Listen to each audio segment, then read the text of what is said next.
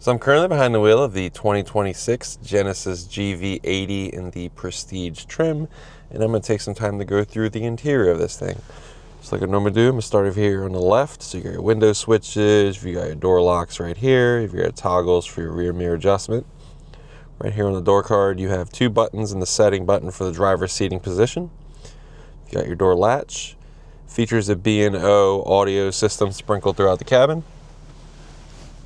To the right of that, you have a button for lowering and raising the dim level of the gauge cluster, a hill descent assist button, a traction control off button right here.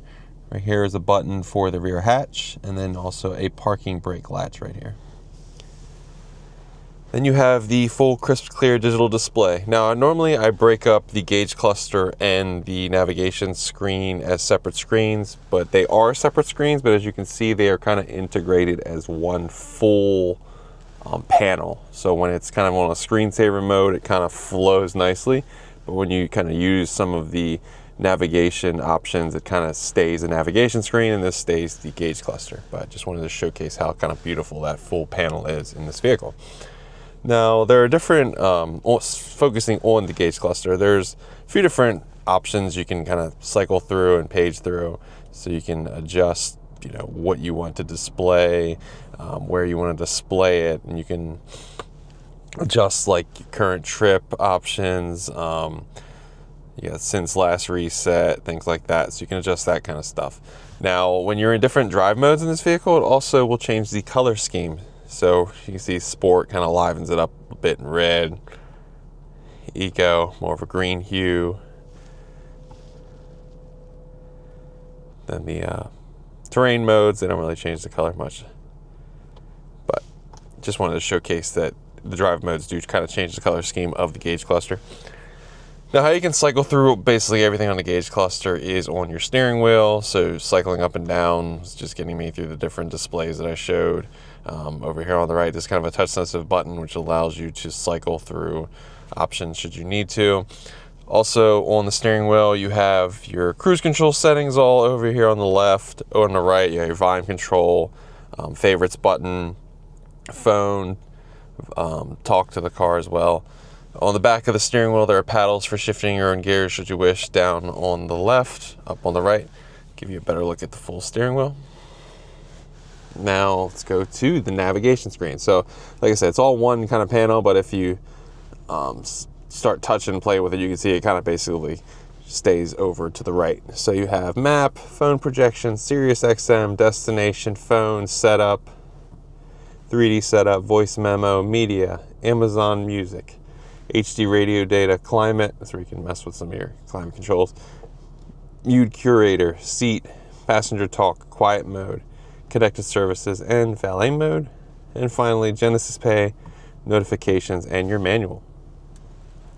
Coming down from there, you got two vents, and then you basically have the HVAC system of the vehicle. So it's all touch sensitive stuff. The top bar basically is favorites button for the navigation system, such as map, nav, radio, media, and then you got seek, track, favorites, and setup. Volume control over on the left, tuner on the control over on the right, and then it focuses mainly on the climate controls right here, all touch sensitive, like I said. So 3 levels of heated and ventilated seats for the driver and the passenger. I'm currently using level 2 for heat. The steering wheel has 2 levels of heat as well right here, so I'm using level 1 of that. Right here, there's 3 levels of kind of a fragrance that can be shot out in the vehicle, so you can push that as well. Fan control, you can also control which row. So right now I'm controlling the front, but there's second and a third row all the way in the back. Right here you have a hidden panel. Pushing that will reveal 2 USB-C plugs. This is the charging pad. You got a 12-volt smoker's plug, as I call it, right here.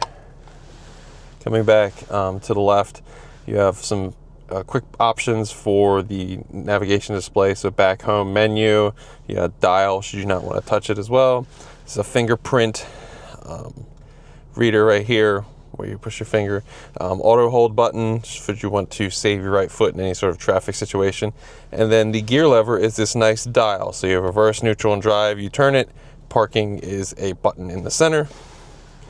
2 cup holders right here. Another dial. So this is the drive modes of the vehicle. So you push it, it will go between terrain, it'll light up. You push it again, drive, it'll light up. Whatever one is lit up, that's when you can turn.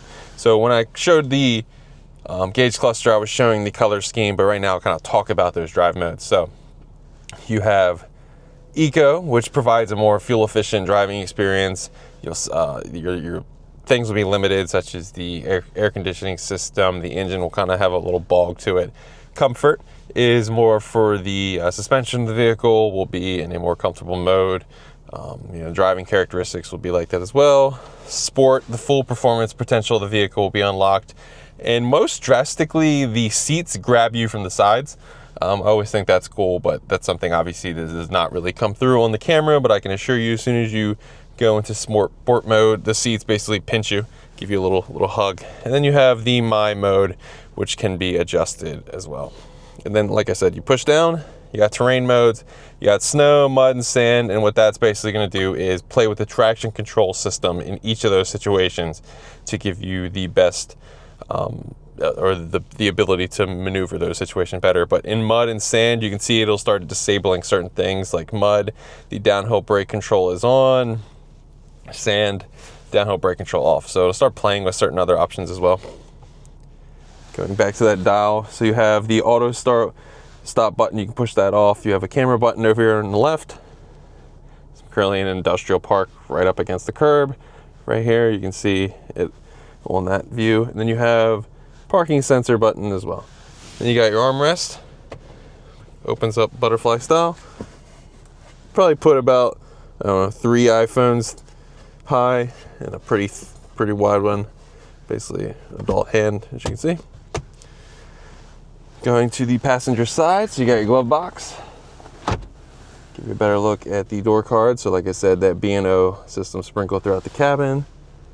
Passenger seats, you can adjust the seating position if you have a friend coming in the vehicle and you don't want to reach over, where's the setting, it's right here. You can just quickly maneuver the seat forward.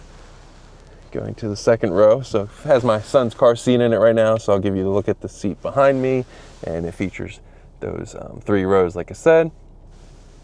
The front and the middle row feature their own sunroofs, which is cool. The second row gets their own mirrors in the rear, which is nice. All the sunroof controls and lighting controls up top. You have a sunglass holder as well. So this is the camera view behind the vehicle. You have a normal mirror, you flick it and you can see what's behind the vehicle in a digital camera view, which is nice.